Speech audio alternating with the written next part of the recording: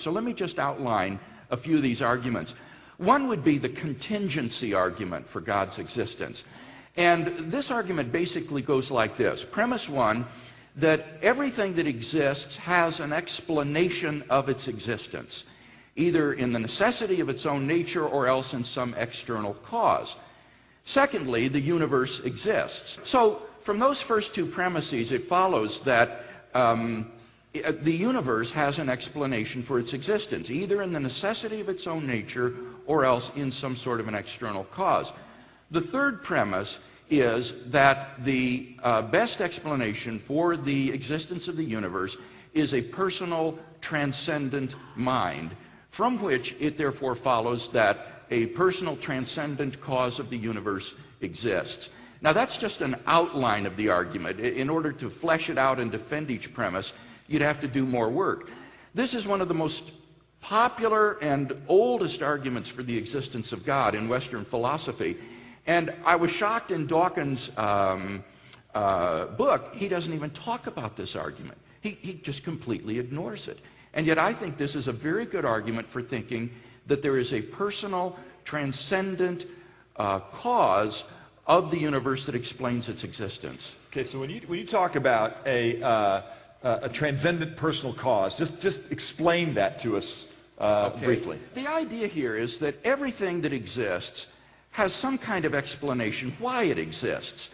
Either it exists by a necessity of its own nature. What would be an example of that? Well, many philosophers think that mathematical objects exist in this way, things like numbers and sets and other mathematical objects. If these things exist, they don't have causes of their existence. They simply exist by a necessity of their own nature. It's impossible for them not to exist. Other things are contingent in their existence. That is to say, they have external causes for why they exist, that explain why they exist. Examples would be things like mountains and people and trees and chairs and galaxies. These have external causes. And the point is that everything that exists has an explanation that exists, why it exists, either in an external cause or in some sort of necessity of its own nature. So that's what we mean when we talk about an explanation of something's existence. And the argument is that since the universe doesn't exist by a necessity of its own nature, the universe is not a necessary being like a mathematical object. It must have an explanation in an external cause. And this cause would have to be something that is beyond the universe, and therefore beyond space, beyond time, beyond matter and energy, a non-physical, immaterial, spiritual entity which has brought the universe into being.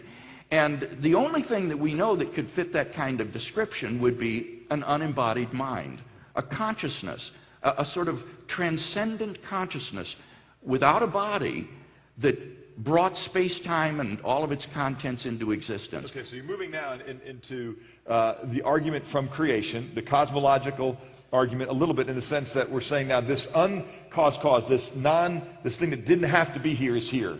So we'll talk about the second argument that I know you present, which is the cosmological argument. Right. It's closely related to this argument. The first argument, the contingency argument, doesn't presuppose that the universe had a beginning. The universe could have always been there, for all this argument cares.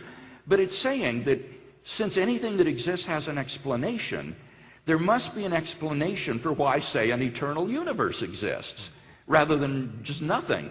And that would be found in, as I say, a transcendent